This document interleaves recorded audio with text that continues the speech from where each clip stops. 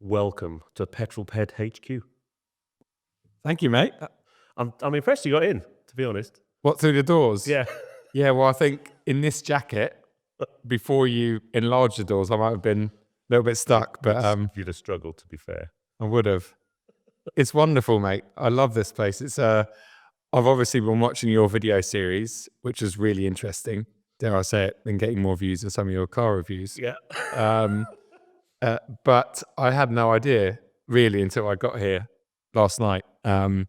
And stayed upstairs actually. You have test driven. You've been the first person to sleep upstairs, the first person to use the shower, first person to run the hot water downstairs and upstairs. Yep. First person to make a cup of tea. I've used the toilet, so you weren't. Oh, okay. Yeah. I didn't. Yeah. And the first person to spill water everywhere. It was good. Yeah. Yes. Yeah. That was good going. Yeah. Nice. Yeah. So welcome to my dream garage. Thank you, mate. It's great to be here. Now, as we're heading towards the end of the year, and we're thinking about Christmas, you don't look very Christmassy, mate.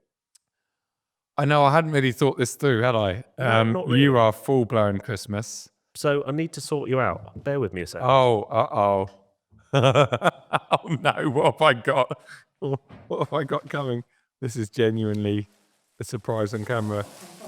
Oh my goodness! What?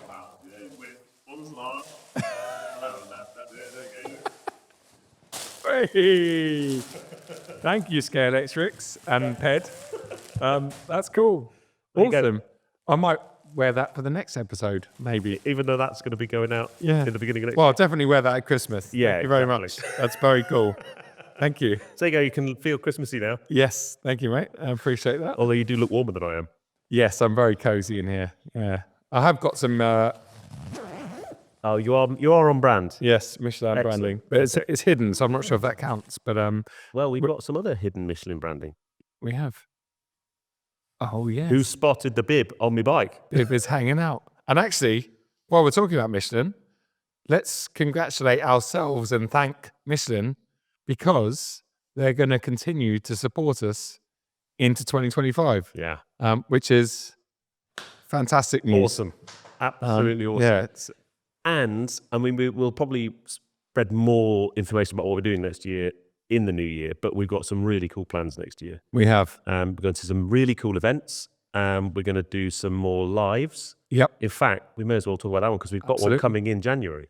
Yes. So put this in your diary and check the description for more information. Yep.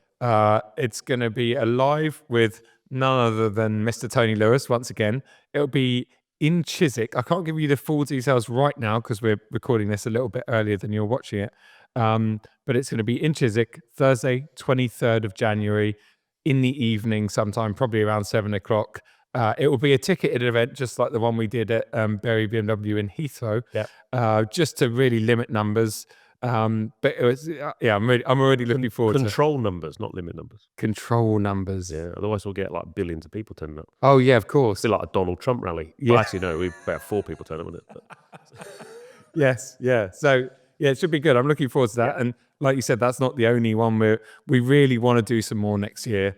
The plan was to do more this year, but I think just lots of reasons it never really happened. But next year, we're there. Looking forward to it. Yeah. Yes. So yeah, so cool to get Michelin on board again for 2025. Absolutely. Yeah. Yeah. So, end of the year, been a busy year. We've got to do car of the year. We have got to do car of the year. Yeah. So this is our kind of car of the. We haven't got any actual awards. No. But that's because manufacturers would need to pay us some money to then award a car of the year, maybe. Yeah. Yeah, it's an interesting subject, isn't it? Oh, no, is that not subtle? It's gone straight in there. Yeah, it's an interesting subject, all these cars of the year awards, because Ped and I have been around the industry long enough now to see through the smoke. Yeah. And you soon realise that the more a lot of manufacturers pay in whatever way, be it advertising or whatever, the more awards they tend to win. Yeah. So even though, and it is funny, and I don't like bad mouthing like old school publications and stuff, but what I don't like is sometimes we will get accused of being biased towards the manufacturer. Joe, you're being paid by BMW. Joe, Ped, you're being paid by Mini or whatever. Yeah. But actually, it couldn't be further from the truth, because you and I are. I wish we were. Well, yeah, well, firstly, I wish we were. I've not got At least, for my garage. at least get some support. Yeah, your doors now they fit. But actually, it's the flip side. It's a lot of these old school magazines and stuff that get a lot of funding that might sway a few decisions. But either way, let's get to the car of the year, because I have. As soon as we sort of talked about it the other day, I was like, why have we not done this on our own channels over the years? Because we get to drive a lot of cars. You probably have driven twice as many cars as I have this year. Do you know how many cars I've reviewed this year? Oh, I counted it up this morning because I knew you'd. how many take it at me. you've actually reviewed? So On the channel? it's going to be scary, isn't it? Like 50? 61. Oh my, that's amazing though. That's amazing, really, isn't it? 61 car reviews you've done yourself. Yeah. That's And amazing. that's not, I mean, obviously I do other videos on the channel as well. Yeah, but, yeah. 3 videos a week. So what's Yeah.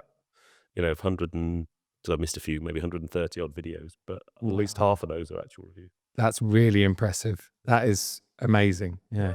I don't think I'm Won't be anywhere. doing, all I say, I'm not going to be doing that next year because I'm going to try and change a few things next year because this year's been absolutely mental. Yeah. I mean, I've not been feeling great last couple of months, but watching you in your travels and how non-stop you are actually makes me feel worse.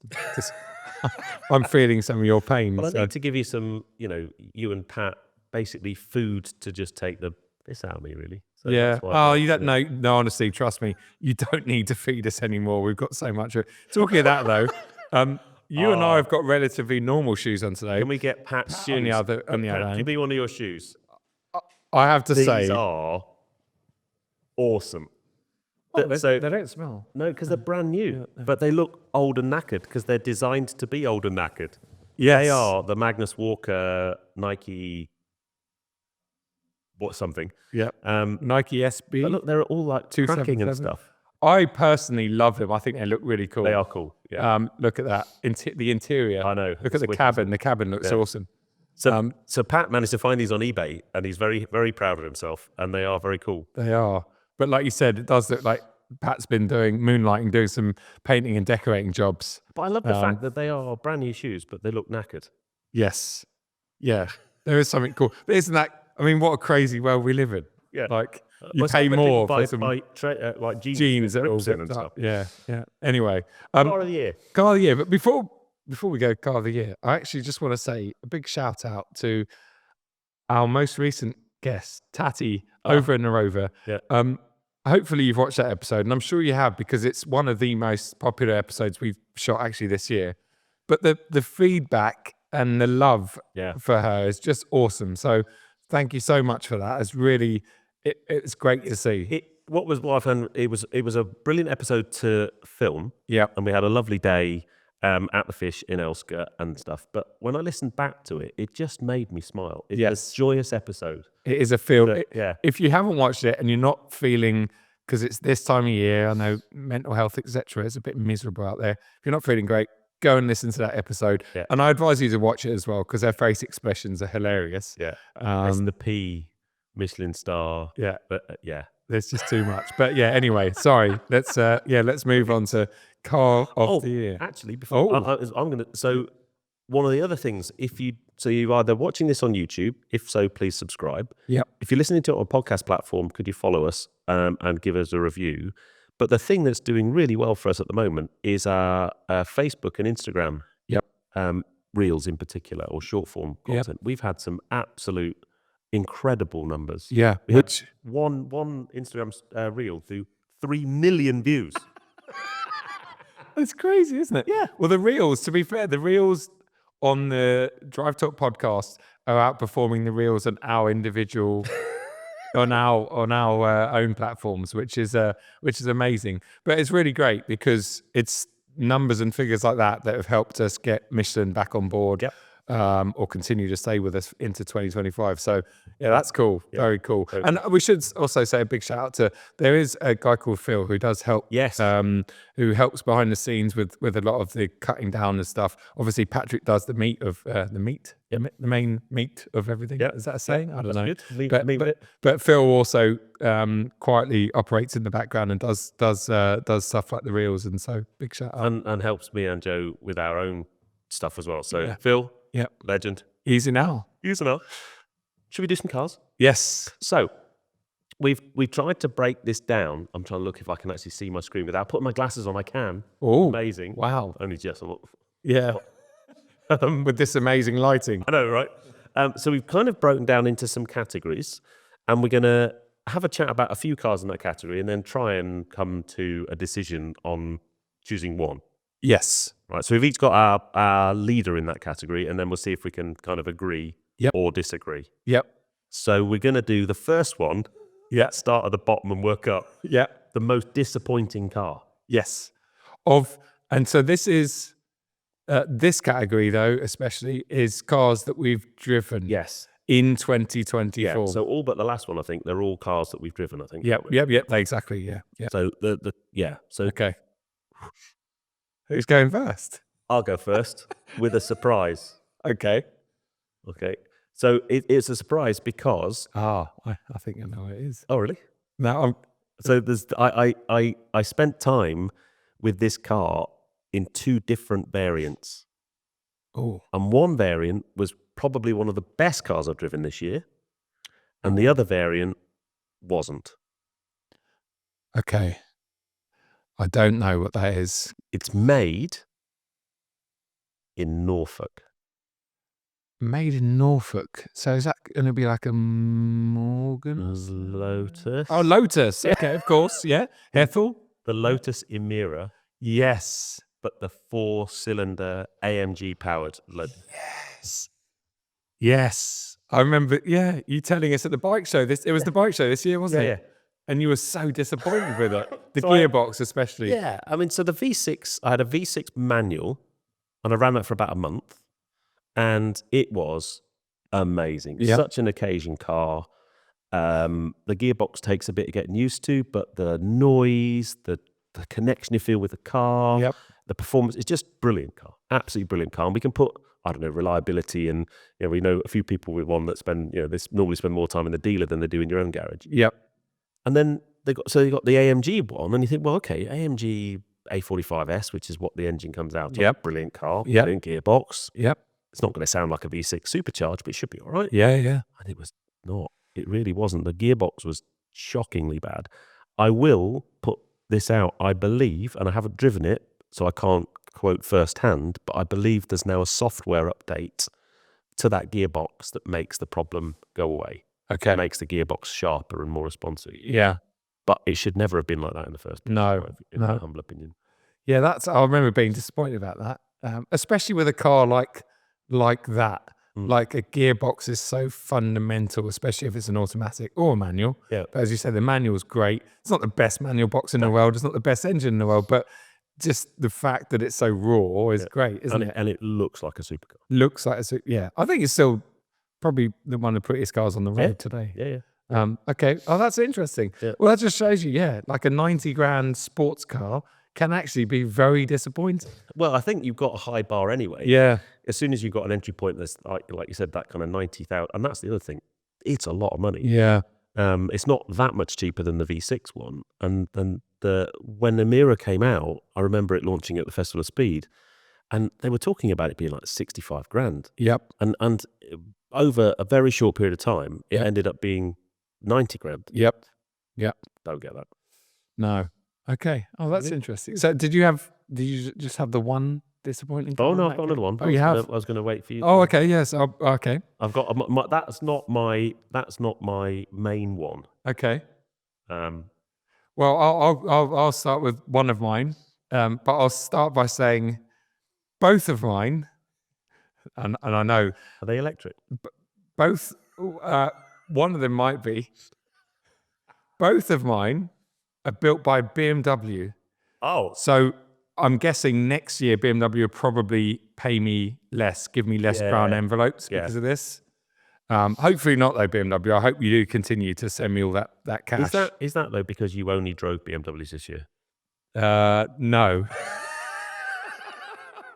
No, there are no BMWs on this list though. Okay. Anyway, there actually are. I've not even, Anyway, right. So first one is the X1 M35i. That one does have an I in it, confusingly. Right. Let's not go into the nomenclature of BMWs. Well, yeah, but they're all doing it. Audi in their latest Well, they got rid of the number. They got rid of the number because that was really confusing. And now they've just completely changed everything that we've already known. So the historical models that we know, like the brilliant A4 and A6 are... So the A4's an A5 now? A4's an A5 now because even numbers needs to be electric. Right. I mean, it's just, but then one thing on literally this morning, S5 Avant, and I'm like, yeah, what? It's an A4 Avant. Yeah, but but now it's called an S5 Avant. And the S5, so now they do an S5 Saloon, but the S5 Saloon is actually what they used to call an S5 Sport, A5 Sportback. Right. Oh, I mean, honestly, mate.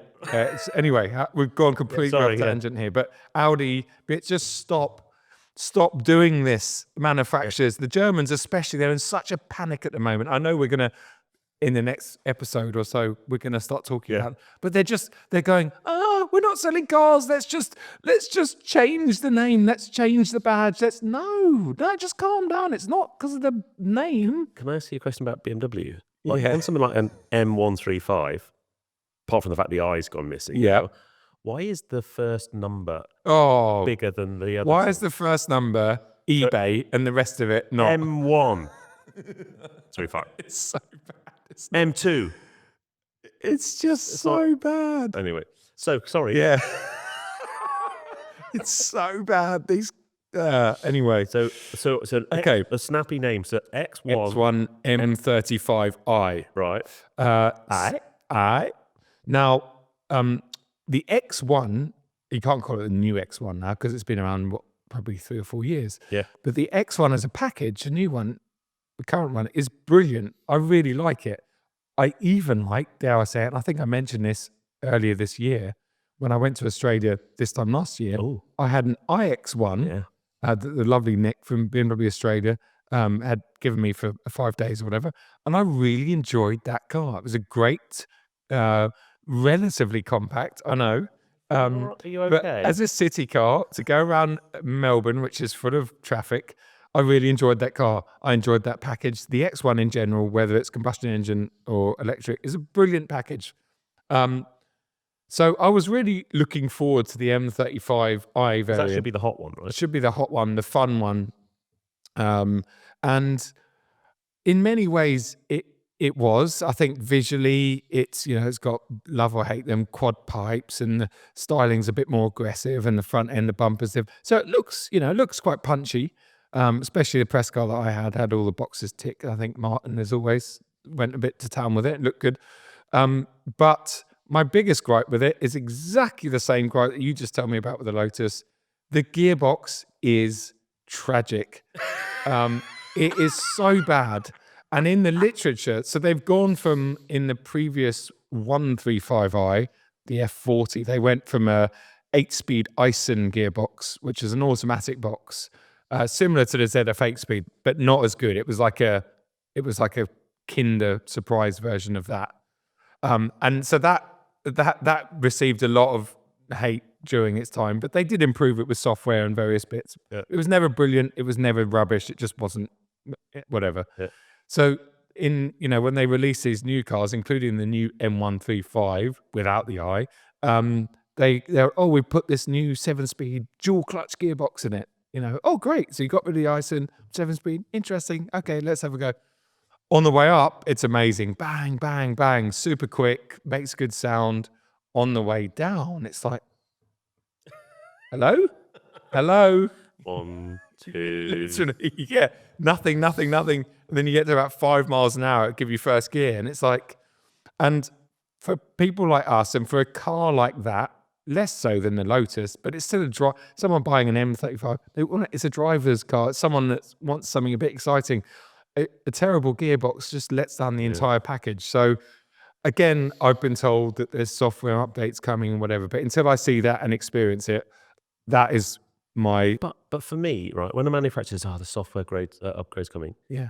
you shouldn't have left the factory like that. No. If you don't get it right, just don't put it out. Yeah, they're rushing. Why are you rushing out the door if it's not good? Because the thing with that is the likes of us get our hands on them early and then sort of, it's not great. Straight away the car's got a bit of a... So, yeah. But apart from the gearbox, the package is great. So if they improve that, probably exactly like the Lotus, if they improve that, change the whole car. But unfortunately, it's a fundamental problem. So, my most disappointing car. Oh, right. Oh, this is now the actual... Well, I put it in because I put it in because I knew you were going to take the piss out of it. Okay. So, is the Vauxhall Astra Electric. Ooh, yes. It wasn't disappointing in the fact that I wasn't exactly jumping up and down excited about it, but it's just not a good car. And it's not cheap either. It's not cheap. They're like late 30s, depending on the spec, early 40s, I guess. Yeah. It's just the most uninspiring car, really. I don't think the outside styling's that bad as it happens. Yeah. It's just a bit... Yeah. Not helped by the fact when I ran one, I had like 3 punctures in 2 weeks, and I didn't drive it around a lot. But were they all you, or were they T combination? A couple of them were Trace. Yeah, it wasn't her fault. It was a pothole. Oh, okay. Remember when we had really bad potholes? Yeah. But it's that kind of that I'm sure we'll talk a bit more about some electrics during the pod. But it's that, for me, the worst instance of an electric car. Yep. It's not that inspiring to drive. It feels like about 15 other electric cars out there. There's very little to differentiate it. It's part of the Stellantis group, so lots of the switchgear looks the same as if you're in a Peugeot or whatever. And I just think it was just a bit... Yeah. It wasn't a bad car. Yeah. It was just a bit... Yeah, if you're spending that kind of money, then you probably... I mean, I'm not a big fan of most Chinese electric brands. I haven't really... Really? I haven't really spent much time around them, but when you're comparing it, when you're looking at a Vauxhall at 40 grand, surely that sort of customer's going to then maybe look at a Chinese brand and go, well, I can get more car value, range, everything for my money. Let alone if you went and looked at something like a Hyundai, which, they're very well priced and in a completely different level of fit and finish and stuff. I know, like EV, what's an EV3? What's that? EV3, they're early 30s to start. Yeah, so... I mean, without even driving or looking into it, why would you not buy an EV3 over... EV3, or I just drove Skoda Karoq last week. Oh, yeah. That's a good-looking car. Good-looking car. Yeah. And we like Skoda. Skoda. Yeah. Great brand. Cool. Most surprising car. Wait, 1 second. Hold on. What about my second? Did you have a second? Well, yeah, I've kind of thrown it in Which there. BMW is the second one? Just quickly, i5 M60. I've driven that. Yeah. So they're like 125 grand, aren't they? This is the problem with them. It's not a bad car, but it is just not worth the money that they're charging for it. Especially... Sorry, how much is an M5? Well, no, this is my argument. Yeah. So so the pricing, when I got the i5 back then, I think the base list price was 102. And the base list price for an M5 is 110 or 111. How, for 10% more, you're putting a 4.4 litre V8 and a hybrid system and all of the M5 stuff, the brakes, all of the suspension, the unique body panels, the seats, that's when you put those two together, you're just... £8,000. Yeah, how? That's at the time, I thought the i5 was overpriced. When BMW released the M5, which, remember, manufacturers want to sell more electric cars at the moment because of all this ZEV mandate stuff. So it's amazing that BMW can produce the M5 for that money, and it just highlights that the i5 M60 is overpriced. But to caveat that, the 40, and a bit like when I drove the i4, I thought the 40 and the 35 were actually better cars than the M50 versions of the flagship. And I think that's the same with the i5 M60. The reason its ride is a bit too harsh and hard. You can try and drive it like an M5 or have fun in it, but that wears off so quickly in that car. So then you end up with a really expensive 5 Series that is absolutely blisteringly fast in a straight line, but the ride quality is not great because it's overly sprung because it's really heavy.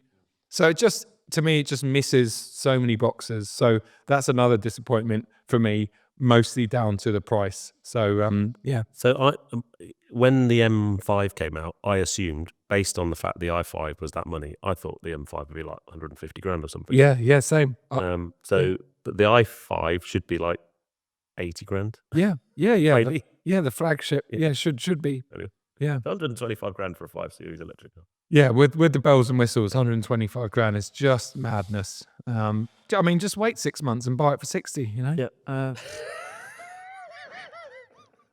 Okay. Yeah. So, do we award one out of that, or we just? I don't think so. I think the only one we really need to actually give Car of the year. It's car of the year. Okay, right. And maybe we could fight over that. Okay. Or you guys can fight over it in the comments. Exactly. But also, as we go along, please start making a list, open a comment, and start writing your worst car that you've not necessarily driven, because I appreciate you're probably not as fortunate as Ped and I to get drive all these cars, but maybe cars that you've seen or read about and etc. So good. Give us interaction. Yeah, exactly. Most surprising car of the year. Okay. I'm going to start. I think we're both going to go for the same one here. No. Oh, okay. No. I'm going to start with a car that you can't drive on the road. Okay. So I drove it at Silverstone in the rain, unfortunately. Was that this year? Right, yeah, the start of this year. The Hyper Racer. Ooh. It's a single seat, full ground effect car. Yeah. And it was surprising because it just surprised me how cool it was and how fast it was, and how, I think for me, because I drove it in the rain, it gave me a completely new view on motorsport like Formula One and Formula E and Le Mans. When they're racing in the rain, you can see nothing. Wow. But it was an amazing thing to get to drive. I love that video. You got a real sense of speed and the danger element. Yeah, it was like the worst conditions. I think for me, the standout moment was there's one particular left-hander at the end of the straight, and I was struggling with understeer, and I came in, and I'm like, I'm really struggling with understeer going around that corner. The answer was, go faster. Brilliant. Yeah. It's a ground effect car. Yeah. Go faster. Yeah. The balls that takes. Yeah. Because your brain, I've not driven that many full ground effect cars before. I've driven road cars with aero, but that's not the same. The balls it takes to go faster than understeer, to dial out the understeer with downforce. Yep. Yeah. Cool car. It doesn't make sense in your head, does it? I mean, I don't know much about aero. I've not driven anything really with. But that was cool, nice. Yeah. I wasn't expecting. I thought I'd throw it. That is that's a curveball, wasn't it? And the other cool thing about it was when you're at the end of the straight, because you've got, at that point it was very draggy, but full downforce, you can, even in the rain, just smash the brake. Yeah, because you've got all the downforce. Of course. And then as the ground effect wears off, you have to release the brake pressure. You got to bleed off. Lock up. Okay. Yeah. Wow. So there you go. That was cool. So that's not my winner for me, but I had to mention it because it was just it surprised me just how terrifying it was. Well, because I think we might share a winner here, I'll say my other car first. Okay. Maybe we won't, but let's see. That'd be a surprise for both of us. So one of my most surprising cars is BMW. Is this? Brown envelopes. Ed, that's sorry. 1 second. Oh. Yeah, there's another one. Yeah, thank you very much. Even though, both of them have been negative so far. But this one is, and I'm not sure if you've driven it yet. I don't think you have. And I know we've talked about it on the podcast during the summer months. Uh-huh. And it's a car that you still need to get your hands on because it's such a pedmobile. The Z4 M40i Hanschalter. Yes. Yeah. I was thinking, because I don't think I've ever driven a Z4.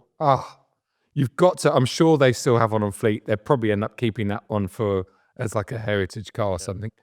It's absolutely brilliant. You sure you're feeling okay? Because it's got no roof. I know it's got no roof. Yeah, that's very true. I've actually enjoyed a few convertibles this year, but that was I've always been a big fan of the Z4 and really appreciated it. Got to borrow one off Tony Lewis back in 22 for a month or something, and really fell in love with that car then, and the B58 and all the rest of it. And that was great. And that had some AC Schnitzer bits on it. So it was really lovely, that car, but it was pricey. I think even the wheels were like 10 grand or something. Yeah, it was a punchy car price wise, but boy, it was good.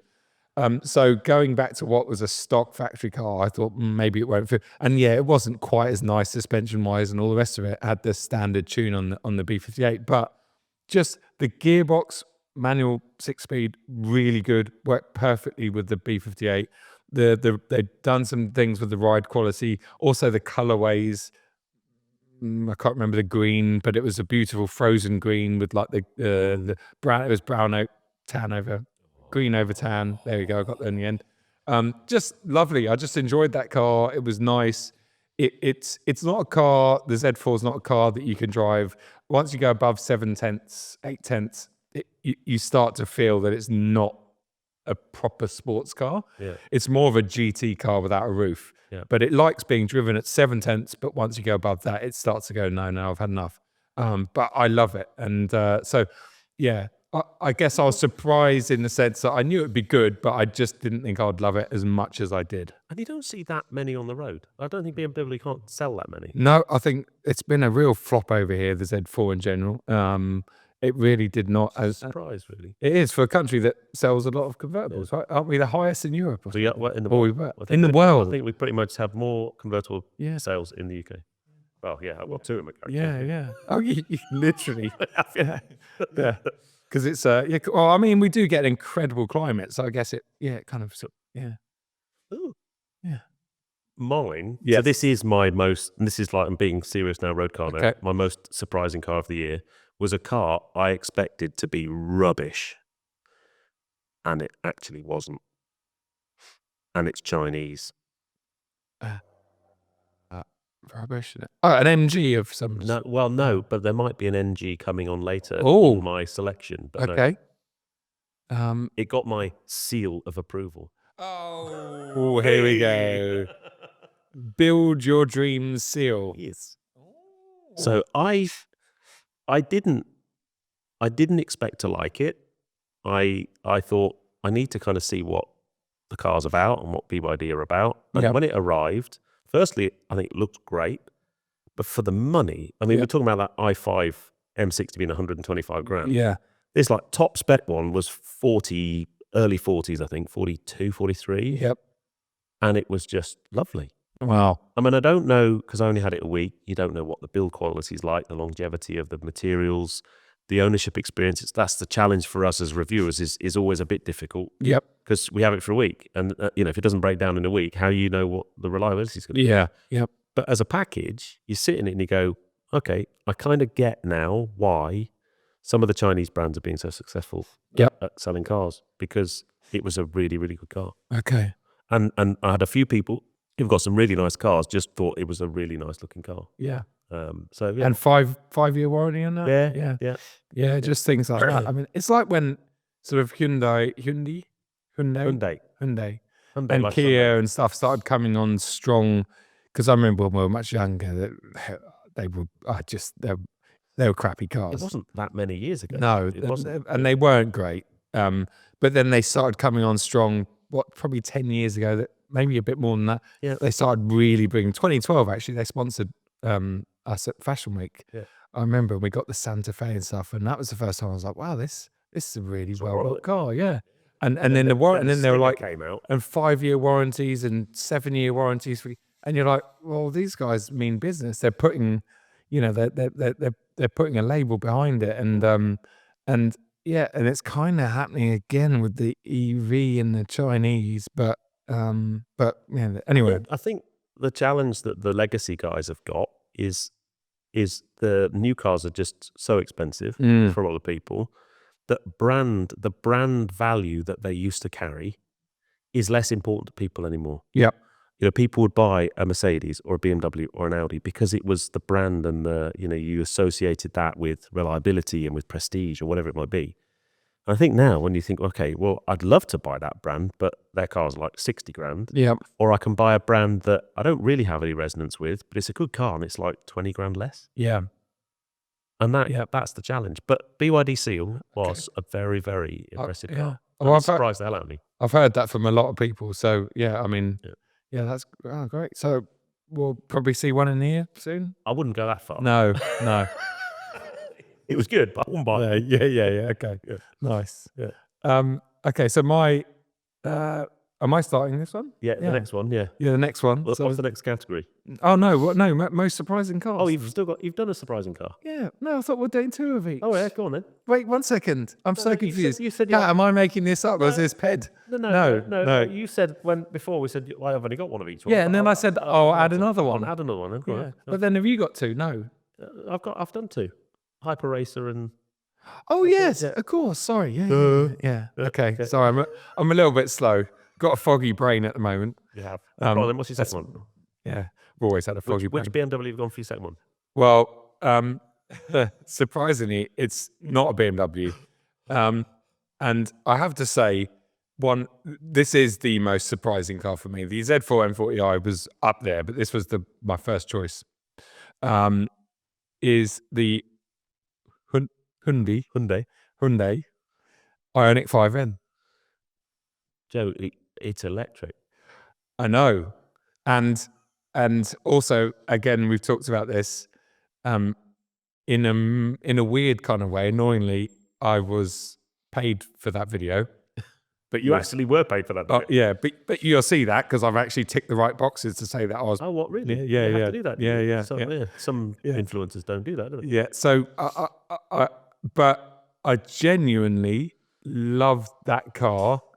And if I was forced into buying electric, that's what I would buy.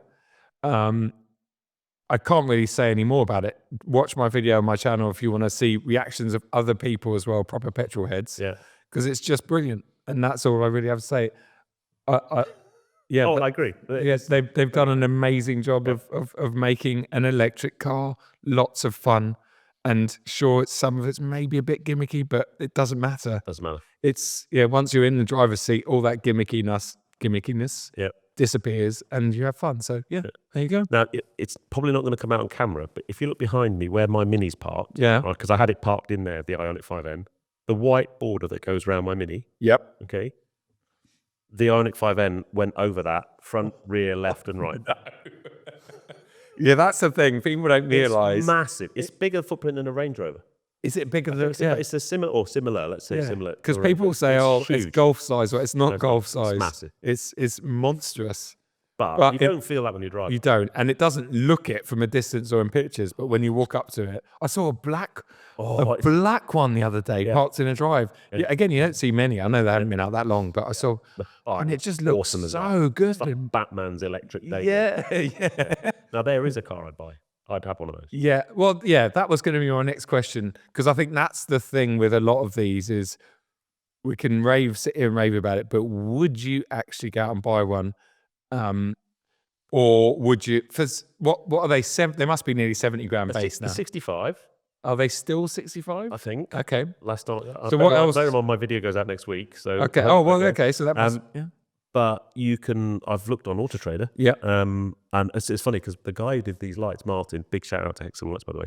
He his shop is right next to the paint shop. I was buying some paint to paint my doors. Yeah. And I was in the Ioniq 5. Yeah. And I messaged him. I went, "Are you in?" He went, "Yeah." I said, "Do you want to go up the road in the Ioniq 5?" Yeah. Well, I'm actually literally thinking of buying one. Yeah. Because I want to buy one through the business. I said, "I'll take up the road." By the time we got to the first roundabout, he's on Auto Trader, right? By the time I got home, he said, "I found one. I'm going to see it at the weekend." Yeah, brilliant. So 1,500 miles, 55 grand. Wow. Okay. Yeah.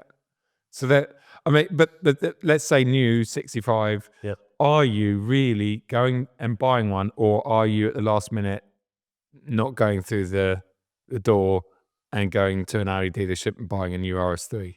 I think that's where when you, and this isn't, like I said, we both love the Ioniq 5N, but I think that's that's unless you're buying it through the company, and it's at that point you're like, or buying a new M2, well, the M2 is a very different car. Let's face it. I mean, I think what it has on its side more than an RS3 even is it's massively practical. Yeah. It's a family bus Yep. that just happens to drive like a unhinged hot hatch. Yeah. Its weak point is Electric. range. Oh, yeah. Yeah. It only does like early 200s probably. Okay. Yeah. WLTP is like 270, but if you drive it round in N mode. Yeah, you're not getting more than 200, 210 out of it. Yeah. Nice. Yeah, very good car. Okay. Yep. I'll let you have that one. Yeah, thank you, mate. Yeah. Okay. That'll be on our list. Yep. Best value cars next. Okay. Who's starting this? You. Do you actually review value cars though? Have you driven many? What's the cheapest car? You're gonna laugh. What's the cheapest car you've driven this year? You're gonna laugh so hard at my best value cars. Should I start with mine? Yes. Yeah, let's start at real best value car. It's the cheapest car I drove this year, I think. Oh. And when I went to one of these drive days where they got all the range there, and it was the first time I said, right, I want the cheapest car and the most bog spec you've got, and it was the Kia Picanto. Oh, okay. But a little manual bottom trim spec. I think it's the cheapest car Kia make. It's like 15 grand or something. Okay. And it was mega. It was so good. 15 grand? It was super cheap. Yeah. That's amazing. Super cheap. Oh, okay. I was just about to say another car that you driven, but that's probably your next one, so I'm not going to ruin that. But because it's got a 3-cylinder engine. Yep. Right, and this sounds really silly, but when you drive it quite hard, it sounds a little bit like a 5-cylinder kind of RS3 type engine. It just sounds ace. Yeah, almost 911 flat 60. I always find 3 cylinders. Yeah. And it's not very quick, but it's just for the money. It was mega car. Oh, I need to get one. And the really cool thing was in the comments of the video, everyone's like, "Oh, thank God you're actually reviewing a car that's affordable." Yeah. What a great car. It was a brilliant car. We should get one of those and we should get 2 affordable cars and take them on a road trip. Yeah, to South. Because I reckon arguably you could have more fun in that car. You'd spend less time worried about getting banged up for speeding. Yep. Not that I would ever do that, obviously, but you could actually drive it properly and not break speed limits. Yeah. And it's a good car, really good car. Nice. So that was my one of them anyway. Okay, great. Well, so how much is your good value car, Joe? My good value car. Let's start with they're both BMWs. Right. And I've always wondered, just a question aside. 1 second, another brown envelope coming through. Why is it that people call you Mr. BMW? I don't really understand. I've got no idea. No. Yeah. I'm really trying to spread my wings a bit. Yeah. But I've just realised you're talking about BMW. Another disappointing car. Oh man, we can't go back to that. I'll have to say it quickly. We've already talked about it. Audi S5, a new one, so bland and dull and understeering. BMW. Yeah, exactly. Oh no, because I was like, I need to talk more about other brands, and then suddenly I was like, S5. Oh, it was crap. Anyway, yeah. Come on. Very disappointing. Spit it out. Sorry. It's going to be like 150 grand or something. No, not quite that high. I said it's got to be good value. Yeah. The new M5. But So what I do want to say about the M5, okay, is you put a reel up of you doing a VMAX run on the Autobahn in that car. Yeah. And that reel is unbelievable. You're doing 192 or something. Yes. And then you hit the limiter and you could see how hard it hits. It just goes and then it just stops accelerating. Yeah. It's an amazing car. We know it's big. We know it's, in some people's eyes, not the prettiest. But then when the F90 came out, everyone criticized that car for not looking great. The F10 before that, the E60, nobody liked that car when it was new. So, styling aside, we know it weighs a ton. Well, 2.5 actually.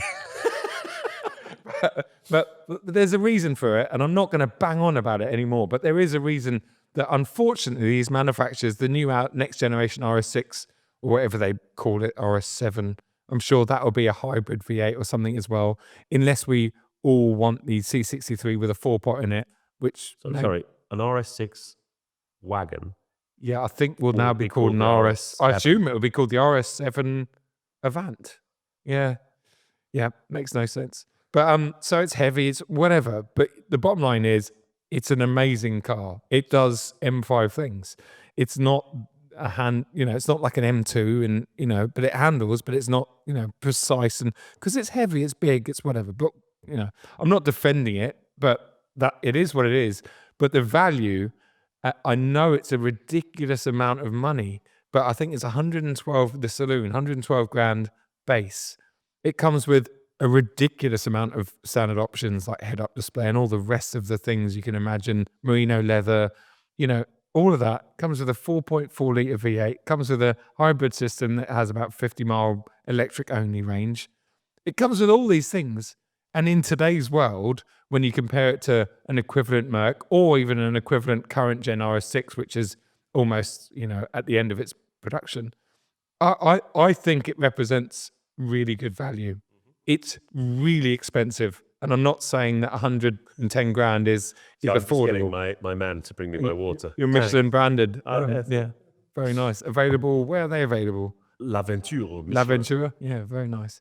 But anyway, so I know it's crazy, but there is some method in the madness that 730 horsepower for 100 grand. What you're using the word value. So I'm using my interpretation of value was affordable car. Yours is bang for buck. Bang for buck, yes, exactly. It's very different. That's actually fine. Yeah. Well, my second one, I could probably buy five of these for one M5, I think. Okay. My next most, what was the category again? Not affordable.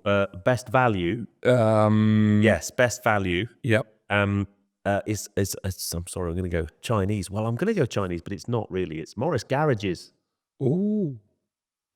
Wait. MG. Oh, Morris Garages. Is that what it stands for? I've got no idea. Never had any interest in brand. Old on you. MG ZS Hybrid Plus. Oh, God. Right? And I mean, you're getting a lot of name for the money, aren't you? You get a lot of name for your money, but just as a car for the money, it's an exceptionally good car. Okay. It's sub 30 grand and they are brilliant. The hybrid version. Yeah, it's got really good all electric. It's just a really good car. I could see Ped going down the pub in his Christmas job. Oh yes, car do you drive? I drive an MG ZB 576 Right, moving on. All right. hybrid. What's your second one? Don't be horrible. Okay, so my second one is slightly more affordable. Oh, what, like 100 grand? Well, but it's value, remember? Mine are based on value. Peds are based on budget. On normal people. Yeah. And I think it came very close to my car of the year as well. And arguably, it kind of could be car of the year, an alternative. It's a car that I absolutely love. And it's the facelifted X5 30D. Oh, you said that's the best car in the world. I think it probably is. Like I said, it probably ranks up there with my best car in the world or best car of the year. It's just amazing. I love that. Who makes that? Oh, it's BMW. X5. Oh, yeah. Sorry, I forgot. Yeah. Oh, another envelope. There you go. Fantastic, mate. I've got so much money. That's why you're wearing a big jacket on. Yeah. It's brilliant, that car. I can't fault it. It's amazing. I love that tyre. It's very option specific, so you need things like the air suspension, especially. But that lump, which is not going to be around for much longer, in that car, the build quality, because that platform, which is I can't remember the F something or other, that's quite an old platform. So it's been around for 7 or 8 years now. So the build quality is still top in the current X5, whereas the next generation, I'm sure, judging by the new X3 that I drove recently, the build quality has gone massively down. Like you can see, they've really cut a lot of costs. So I think that car, genuinely, I think a base X5 30D X line, whatever they call it, is about 70 grand, which I know is an awful lot of money, but when you put that into context on the quality you're Still over 40 grand cheaper than an i5 M60. Exactly. Yeah, if you look in the same group, you're like, how is that possible? You'd be mad not to get one. So if you're looking at buying one of those, get one because they are brilliant. Whether you buy new or used. And Joe will get another envelope. Yeah, exactly. On commission. Yeah. Oh, yeah, commission. Yeah, make sure you mention my name. They'll charge you more for it. Now we've reached the time. Yes. Best car we've driven this year. Yep. And I think mine, I've got two, but one's the winner. But I want to mention both, and you've driven both. Okay. So the first one, and it's a car, interestingly, I don't think I'd want to own one, but I wish I did, if that makes sense. So it comes from Stuttgart. Yep. It doesn't have a roof. Yes. And it redlines at 9,000 RPM. Yes. And it's a Spider RS. Yes. What a car. Yep. What a car. The reason I wouldn't want to own one is I would struggle to justify how much better of a car it is on a day-to-day basis than just a standard Spider. Yep. And the standard Spider's roof's a little bit more manageable and stuff. Yep. But, oh my days, is that a good car. It's one of those cars you would definitely have if you had millions of pounds and like 6 of these. Yeah. You'd have one there just for those occasions. Like as a road trip car, I don't think you couldn't get any better, right? No. Yeah. I absolutely. Amazing car. Yeah, I love it. I love the way it looks. And then now, because when they came out, obviously you have to be on the special list. Yeah. But you can get one now. I know, like pretty much all Porsche RS products. Yes. You can buy them for list. In fact, my mate literally picked one up yesterday. Wow. Okay. He had a 4RS and he went on tour with me this year. And his lovely wife was with him. And by the time they got to the ferry, it's like, this car's going. Yep. It's too loud. Too much, yeah. Too loud, it's too noisy. And that's the thing with him, isn't it? Even the Spider RS, I think that's why you couldn't have it as a... but I think, and I'm sure you agree, that the Spider RS is actually a better car. Yeah. It's a better road car than the 4RS. Miles better. Yeah. The road, the ride quality, the 4RS would, in my opinion, as a road car, unless you're tracking it regularly, would wear off very quickly unless you had another 5 cars in the garage to... Don't get me wrong, I'd still have one. Oh yeah, of course they're amazing. They're but it would. I think our old. Oh, I can't hear you. So there you go. So that's my fifth. Okay. Oh wait, yeah. No. That's my runner-up. That's my runner-up. Your runner-up. Yeah. That's my runner-up. No. Well, okay. So I'm going to announce my winner. Go on then. Because I only have one car. Although, that's very good. Yeah. And it's probably no surprise. And I'm not going to get any brown envelopes for this, unfortunately. Yeah. Because it's also from Stuttgart. I'll give you a random wild guess. 911 ST. Oh wow! What a surprise! 911 ST. I mean, I just loved it. It's amazing. It has its, is it worth whatever? Is it worth 2.5 times whatever they're trading for at the moment over 911 Touring 992? Of course it's not. But if you had the money, is it worth the extra money? Of course it is. It's amazing. I mean, I haven't driven it yet. It's on my list of cars. I'm driving in February. Oh, nice. So that'll be your car of the year next year. Yeah. But for me though, the question I'd ask is that your car of the year, or is that one of the best cars you've ever driven? Oh yeah. Because that's a big accolade. Yeah, I mean, it's definitely one of the best cars I've ever driven. Is it the best? It's really hard to say. I would say it is the best in terms of driving dynamics and being involved and engaged with the car. The sounds, you just feel part of it, which for a car that is produced in 2024 or in today's world, as we know, our driving experiences, we're becoming less and less part of the car, right? Yeah.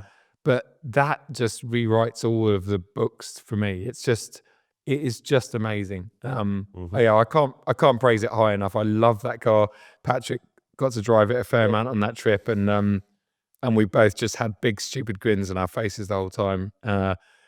just everything about it. It's just, yeah, it's amazing. So that is my car of the So year. the Porsche press team are going to be well happy with us, then, aren't we? Well, yeah, but yeah, it's nothing Or new, are is they? it? Like Evo car of the year, Evo car of the year, Porsche, Yeah. Porsche, Porsche, Porsche, Porsche. But Or are they? But I want to suggest something, because the Spider RS, good as it is, that's not my car of the year. Okay, yeah, I'm interested to hear. My car of the year, and I think I can persuade you that this is also your car of the year. Oh, okay. We've mentioned it already, and it's an electric car. Oh, okay. For me, Ioniq 5N. So it is the best electric car Yep. I have ever driven, Yep. and one of the best cars, certainly the best car I drove this year in terms of everything it does. And I just think the reason I want to kind of put it forward as the best car of the year is it's not actually the best electric car when it's not in funky, flappy paddle, noisy mode. Yep. It's quick, but it's nothing special. Firm ride. But And stuff. what Hyundai have done to that car in terms of the fake gearage Yep. is just so clever, and exactly what the electric car market needs to engage with people who don't like electric cars. Yep. And it's just so clever, and for that I applaud them. And the Kia EV6 GT is getting the same thing because it's the same platform. Yeah, and there's the Ioniq 6N. Yep, that'll be getting it. Yeah. And I just think, as a car, I drove it, and I know you'd driven it, and I'd seen you drive it on track and stuff. And I had it delivered, and I drove it into town. And I by the time I got to town, I messaged you and went, "Oh my God, that car's amazing! I've done like 3 miles in it." Yes. I drove out my gate, up the road to the first T junction, and it was automatic change, but with the noise of the gears. And as I came into the T junction, started slowing down, it changed down through the box and rev matched each gear. Yeah, and you could feel the engine braking as well. And I'm like, how's it just done that? Yeah. Yeah. It's earlier on we talked about bad calibration in gearboxes. They've calibrated everything perfectly with that car. And it's not even real. I mean, I'll now reference the first car I mentioned in this podcast. Yep. It's got a better gearbox than the Lotus Emira. Oh, miles that's better. actually a gearbox. Yeah. Miles It's better. unbelievable. Yeah. So I think, I know I'm not so sure you are ready to announce car of the year from you as an electric car. No. Maybe too much. Yeah. No, well, but it's close. Yeah. Well, listen, it was my most surprising car and definitely one of my highlights of the year, for sure. But I think that you mentioned range too. In my head, you can't. I couldn't give car of the year to something that's got a two. And I know if Moggy was here, he would argue the point, but there's no denying that. For instance, what Pat and I did, or if you went, the thing is, if you had your favorite car here and you were going on a road tour, you would want to probably take your favorite car. Yeah. But could you take an Ioniq 5 on a road tour? No. And you couldn't take an electric car on a road tour. You just couldn't. Not with a group of people. Not with a group of people. But yeah, even on your own, yeah, it would be. Yeah. I mean, it would be difficult, wouldn't it? Yeah. You'd do one mountain pass in the Alps, and then you'd be like, "Oh my God!" It would be more of a headache. Yeah. And so we're not quite there yet. I think if it had 300 plus miles being driven hard, then I'd be like, "Oh well, actually." Yeah. So that's my only reservation with it, and that's not me being anti-EV and all the rest of it. That's just no. That's and I'm not. The ST probably only gave us 250 miles or 200 miles being driven hard, but we could go to 17 fuel stations in the middle of nowhere in France. And I think that's my reservation with it. Yeah. But also, I think it doesn't quite match the ST. But let's see what you think next year when you drive the ST. Yeah. But either way, the fact that you've given it to it and I'm discussing it with you, it just shows what a brilliant car that 5N is. And the fact that we're comparing it to a £300,000 best Porsche thing ever is amazing, right? Yeah. Just the fact that, So what would a Taycan be like if they had that gearbox in a Taycan? But the thing is, Pat and I were talking about this last night. I don't think Porsche would ever do that because they'd see it as almost as too much of a gimmick. They're too pure. But and I've spoken to people about the Ioniq 5N. It's a little gimmick. I mean, yeah, it is. It's 100% gimmick. Yeah. But drive it and tell me it's not a really cool gimmick. Yeah, it's interesting because I mean, I also spoke to I was out with all the Audi RS bunch for the RS3 and RS Q8 Performance. Wow, that's another brilliant car, actually. Ridiculous. Get one of them when they come out on press fleet. Absolutely, like, yeah, unhinge that thing. But I talked to him about, they were asking me about the Ioniq 5N, which is a good test when other manufacturers, when you've got like engineers from Audi RS, like, oh, you've driven that, what's it like? Or comparing notes. And I discussed the same thing with them. And they were like, they're not sure, you know, like, is it an Audi thing to do that? Or if we do it, are we just copy, you know, there's all this. My answer is I had exactly the same conversation with the manufacturer this week. Yeah. Trip. Yep. Because they had their electric cars and I was talking about it and I was like, well, you've driven one, right? Yeah. No. Yeah. You know what it does? Yeah. No. What? Yeah. Yeah. You know, and I was the week before, I was actually with the guys from Skoda, and they're like, we've heard so much about it, we're going to just see if we can borrow one. Yep. And it may not be a thing that they would do. Yeah. But it's just changed the market, and it has. Yeah. Yeah, you need to drive one to appreciate it. Okay, car. cool. Well then, so we haven't, so we come up with two separate winners because I'm not backing down on my ST, and I'm sure you're not backing down. Thing is, you haven't driven the ST yet, so No, you can't exactly. argue that point. No. And maybe we should, Pat, have you driven both of them? The ST and the Ioniq 5N. So, Patrick, who would you give Car of the Year 2024? Hey, I only threw that to Pat because I knew he would say that. No, we'll keep. I think we're both of our cars. I'm not going to not. We can agree to. Yeah, no, I think both. I haven't driven it, but I'm driven it in February. So yes. So that leads us on. We're over time. Yes. So I think we can just briefly look forward to next year and what cars are we looking forward to driving next year? Yep. And first up for me, 911 ST. I had driven it by now, but just didn't. Yep. Yeah. These things don't work out sometimes. Yep. So that's definitely a car I want to drive Yep. next year. But the other one, and I've kind of driven it this year. I've driven the Mule, but I'm really looking forward to being able to drive the TWR Super Cat next year. Oh yeah. When that comes and the production cars are done. Yeah. Yeah. That's a cool thing. Yeah. Yeah. Supercharged B12, 6-speed manual. That's about as cool as the is uncool now. I think we need to do another podcast on that. Yeah. The timing of it all though as well, it was just hilarious, wasn't it? That was literally anyway. Yeah. Okay. Any others? I've got a question for you actually. Mr. BMW. Hmm? One second. Yeah. When does the Neue Klasse stuff come out? Is that next year? Or No. Yeah. I think it might not be until 27-ish. Actually, Really? I that think stuff's cool. It's growing on me, and now we're seeing some mules. I don't know if you saw BMW, post. It's definitely much more attractive, and I can accept it a lot more than some of their recent stuff that they've thrown at us. So that is going to be cool, very interesting. And I know we'll talk probably more about that in the next episode. I say the next episode because actually, you guys are going to be greeted with a Christmas special. Something we actually recorded a while ago, about a year ago, I think. Yep. But we just talk about our involvement with Michelin in that. And it's something we'd filmed for internal use originally.